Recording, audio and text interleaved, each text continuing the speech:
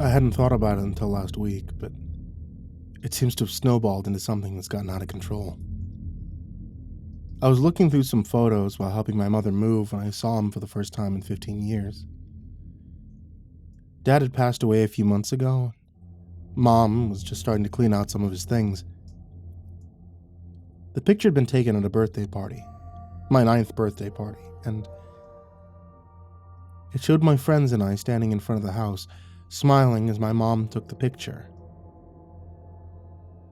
There were about 9 of us, all wearing party hats with ice cream mustaches under our noses, but the happy faces of my friends and I weren't what caught my eye.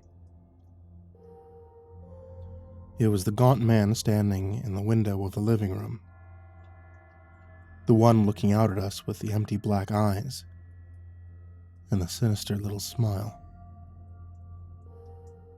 A man who had haunted my childhood, though I'd never quite believed in him after the age of 12.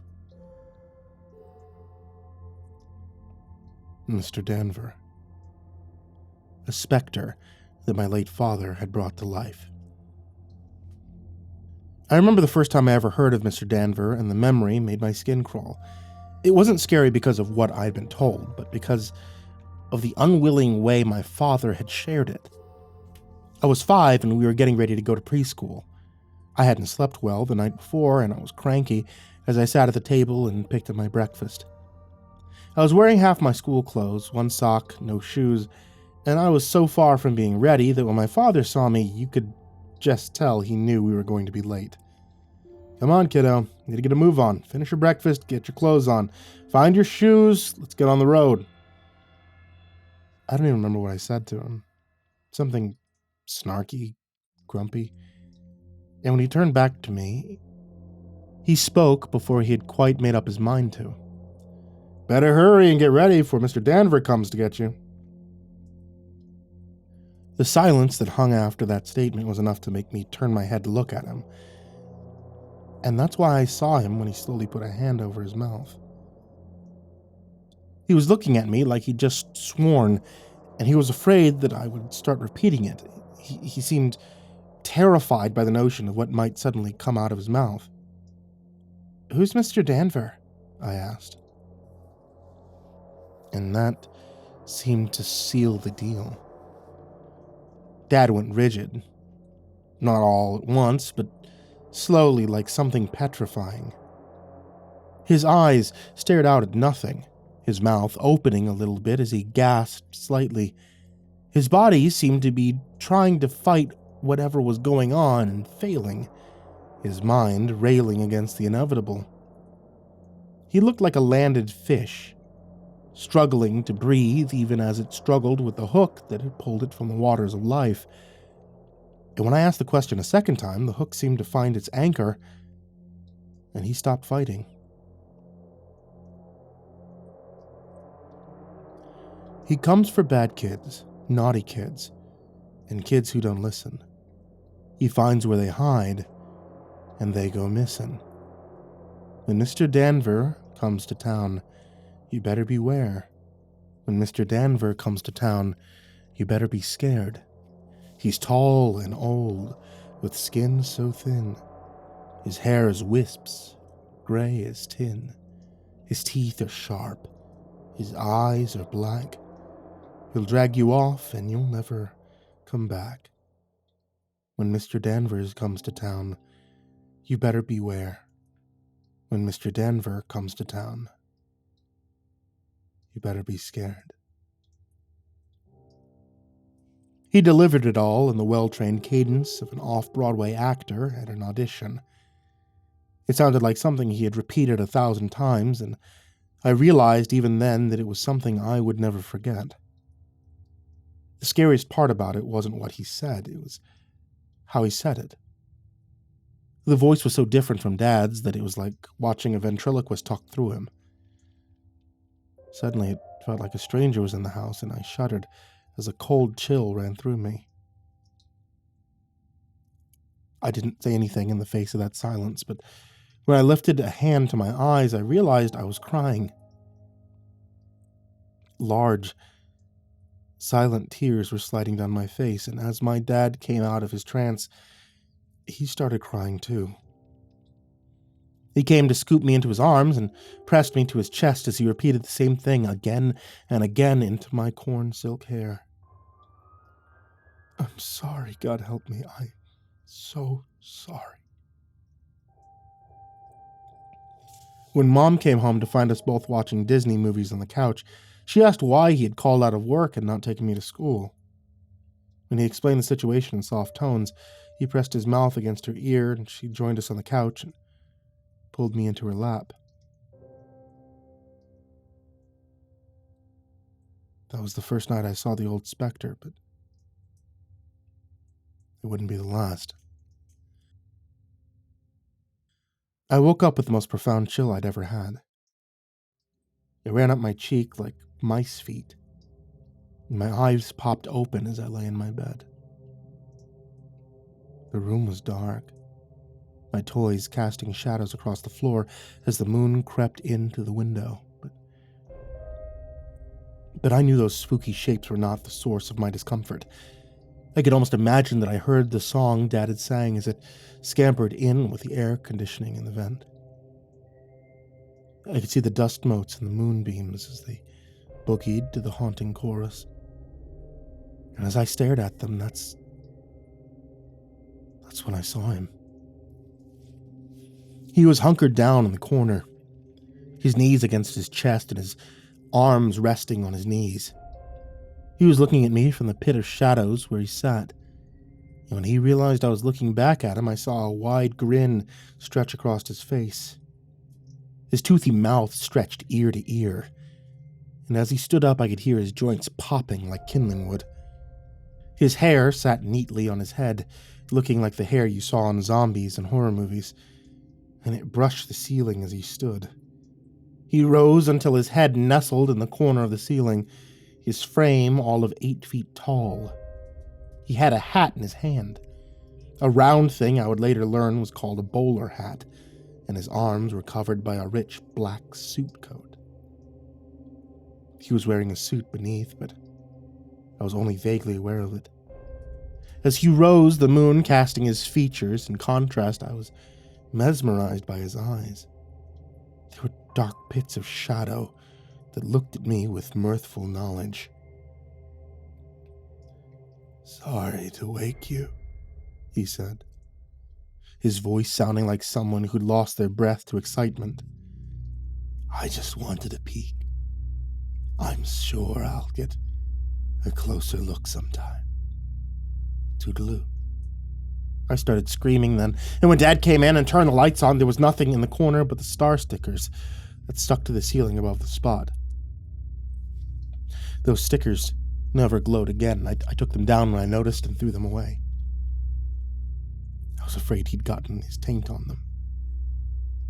Dad pulled me into a hug, Mom beside him, and hugged me too in an instant, and both of them held me until the shaking stopped. After that, I saw him anytime I did something disobedient. Sometimes I'd see him lurking in the corner of my vision if I said something smart to my mom or dad. Sometimes I'd feel those black eyes watching me if I didn't do my chores on time. There were a few times when I heard him laughing after I'd gotten angry at my mom, and I was always quick to apologize and make things right.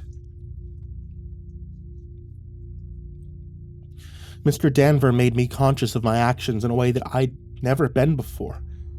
And I was a better person because of it. I never saw him when I was rude to my friends, but just the knowledge that he might be watching me made me forgive more often, and I was less likely to be cruel to others. Sometimes when I thought about cheating on a test or taking something from a store, I'd imagine him just waiting to get me, and I'd think better of it. It all culminated when I was 12, on the day I ran away from home. I'd been looking forward to a sleepover at my friend's house that weekend, an event that was highly anticipated. Matt had had one of those for his birthday every year, and a bunch of us would go to his house and eat junk food and watch movies, tell scary stories, and just to have the time of our lives. I'd been looking forward to it for weeks, and I knew that if Mom found the math test at the bottom of my bag, the one with a big red F on it, I could hang it up. I buried it deep in my backpack, but not deep enough, apparently. She'd found it before I could make my escape to the party, and we got into a screaming match over it. It was unfair, I told her. I had looked forward to this party for so long. It wasn't fair that now I didn't get to go. She said that was too bad, and that if parties were more important than my schoolwork, then I needed to get my priorities in order. I was so mad, so furious with my mom that I did the unthinkable before I could remember the specter of Mr. Danver. I told her I was going, whether she gave me permission or not, and walked out the door before she could stop me. I ran up the street heading for Matt's house, listening to my mom call from behind me. I expected her to be angry. I expected her to be upset. Instead, she just sounded scared. She told me to come back, that we could talk about this, but I was in no mood to listen. I was going to the party whether she liked it or not, and nothing was going to stop me from getting there. It wasn't until I saw him standing under a burnt-out street lamp that I remembered the looming threat of Mr. Danver. When it began to flicker, I realized it had a little more juice in it. In the flickering light, I could see the tall, thin frame as he grinned at me, his translucent skin clinging to his face like a mask. He had his hat in his hand again, his immaculate suit still looking pristine in the flickering light. His eyes reflected that flicker like a stuffed animal's. He looked unreal, standing in the everyday world like a piece of Halloween decoration that was a little too well made. He was utterly still, his head brushing the bottom of the lamp, but his fingers gave away his excitement. They drummed on the brim of the hat and made him look like a dog preparing to yank his lead and give chase. We stood and looked at each other for a count of 5 before I turned and shot off towards home. Mr. Danver was coming after me just as fast, but his lack of footfalls made me panic all the more. I turned to look and saw the too tall thing eating up the ground. His long legs moved like a spider's, and he ran like a cartoon character in big, exaggerated galumphs. He was gaining on me with every step, his strides twice my own, and I screamed in frustration and terror as I put on the extra burst of speed. To think that a moment of frustration was going to seal my fate forever. I had been so hyper-fixated on my behavior for so long, and now a sudden lapse in judgment was going to kill me. When Mr. Danver came to town, you better beware. The wind seemed to bring the hateful words to my mind as it rushed past my ears. When Mr. Danver comes to town, you better be scared. And I was scared.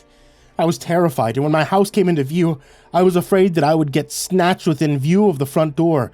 Mr. Danver would reach out with one long arm and pull me into the darkness, and I would be gone forever. It would happen just that quick, and no one would know what had gotten me. Correction, my parents would know.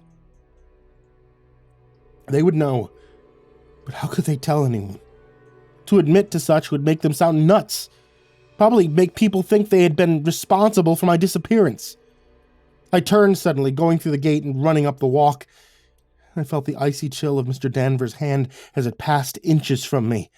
I took the steps 2 at a time, praying the door would be unlocked, and when Mom threw it open, I leapt into her arms. "I'm sorry, Mom, I'm sorry, please forgive me, please, please, please don't let him take me." I pressed my face against hers, not daring to look back out into the yard. Mom whispered that she forgave me. But when she talked to Mr. Danver, her voice was a mixture of rage and old fear.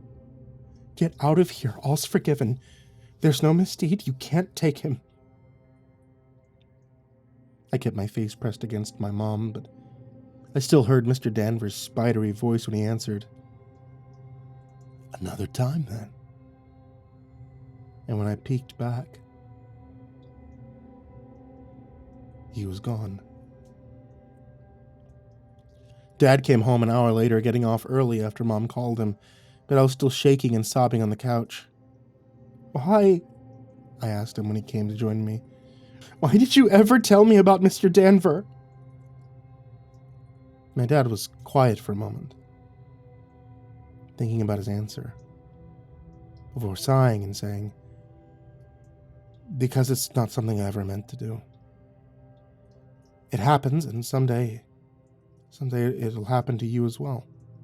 Never, I whispered. I never do that to my child. I shuddered as he wrapped me in a hug, but I didn't pull away. Sweetie, you won't have a choice. I didn't have a choice. My father didn't have a choice.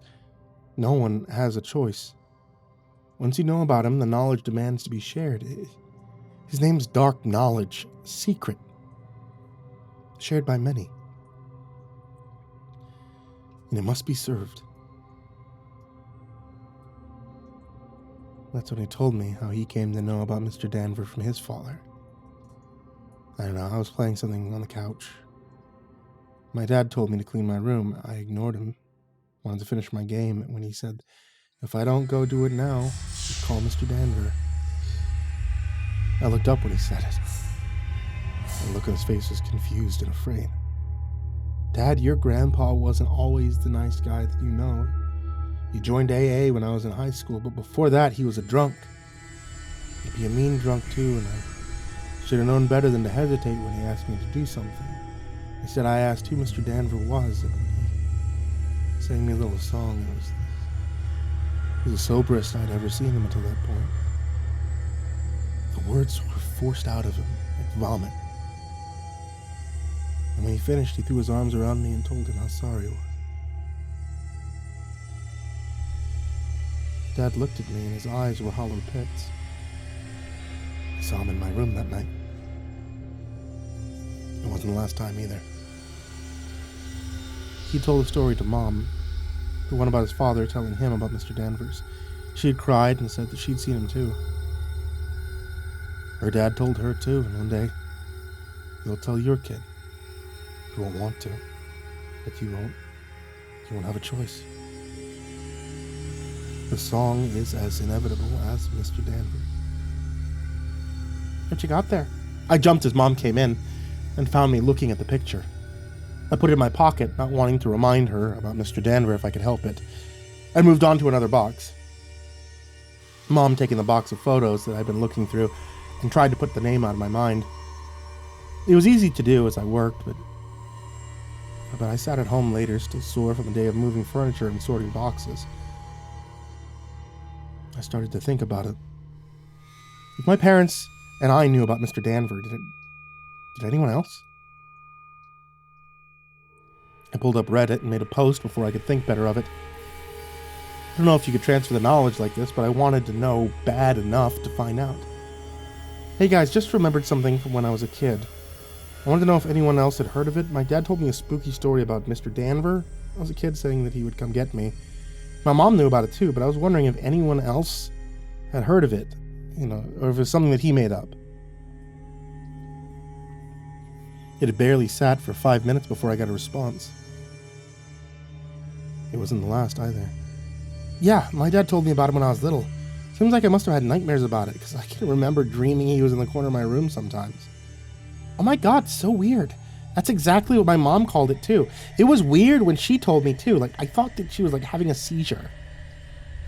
My uncle used to tell me that he would come and get me if I was bad. Wasn't there a song or a poem that went along with it too? Yeah, it was pretty catchy, but I can't remember all the words. On and on and on and on.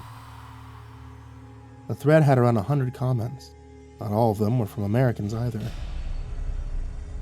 Mr. Danver seemed to be something that lived in the consciousness of most English-speaking people, and even if it had a different name, the descriptions they gave were exactly the same. Tall, suited, pale, wispy hair, sharp teeth, black eyes. The description was universal. And the idea that I wasn't alone didn't make me feel any better. If you too have experienced Mr. Danver, it's already too late. One day you'll tell your children. One day they'll have the knowledge. One day, if they're lucky enough to avoid the icy grip of Mr. Danver, they too will pass it on. The cycle always continues, whether you want it to or not. And one day I too will infect my child with the looming specter of Mr. Danver.